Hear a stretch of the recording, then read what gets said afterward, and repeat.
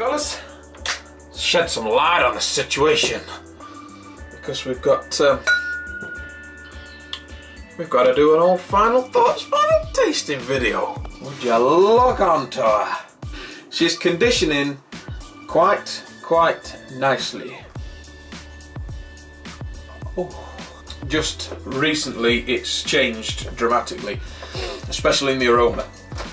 It's really ploughing out the Amarillo now. So you're getting a real nice orange tangerine aroma.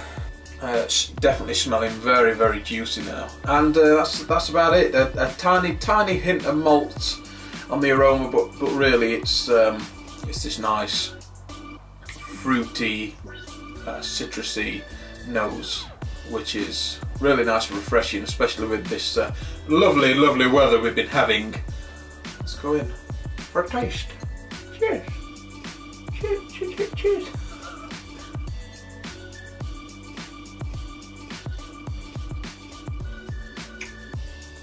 Oh, nice and refreshing. I don't know if you can remember when we did the sneak peek, there was a very noticeable bitterness about it.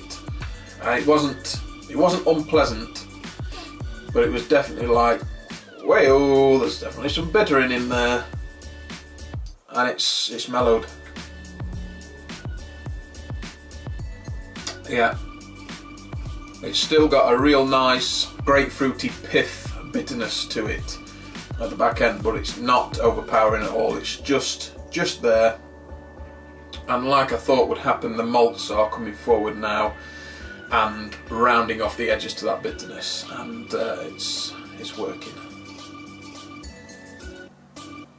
As far as malts go, it's pretty much like the other pales that I've brewed, where very subtle, it's very chilled out, and it's mainly just letting them hops come forward. And I wouldn't mind in the future brewing up a couple of pales which are a little bit more malt forward, because most of the pales that I've been brewing have all been very similar, and I think I'd like the next pale to be something that's nice and biscuity, nice and malty, with a nice sort of florally hint of hops, like an English pale, something like that. That being said, this is drinking quite nice. It's nice and smooth. There's a nice smoothness to the carbonation. It's definitely there. You can see it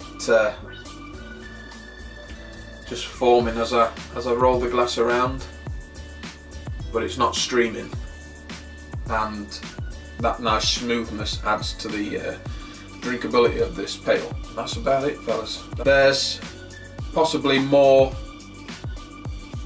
hop aroma than there is flavour, so I'd probably like to add probably a little bit more at the back end of the boil to increase that flavour, but you sort of get away with it because of the lightness of the malt. Not a bad one, not a bad one. Let me freshen my glass because I've got some things to talk about. Okay, so coming up, we've got to sort the leaderboard out for the Coconut Sharpier, because I've got 2 Coconut Sharpiers in the fridge that I want to get up on the board, so I need to crack on with that before I can do the tastings. I'm sat on the Macella Breakfast Stout and had a very good response on the brew day video. That took some bloody editing together, because there was GoPro footage along with the footage on this camera. Now I got some comments, and there were a couple of people that were a little bit concerned about me only pitching 1 pack of Nottingham. Now in hindsight, I should have bought a couple and banged them both in, because I've done it before with other beers, and but only because I got them to hand. But I only bought the 1 pack. Didn't anticipate the gravity rising quite so much, so it should have been 1071. We ended up with 1079, and I think that's where people were a little bit like, maybe you should have made a starter or pitched at least 2 packs.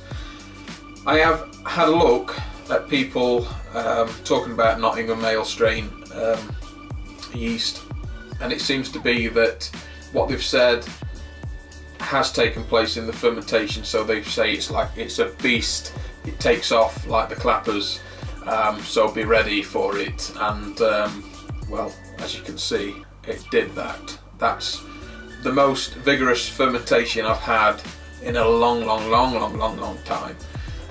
So that was true of what people were saying, and also that it's not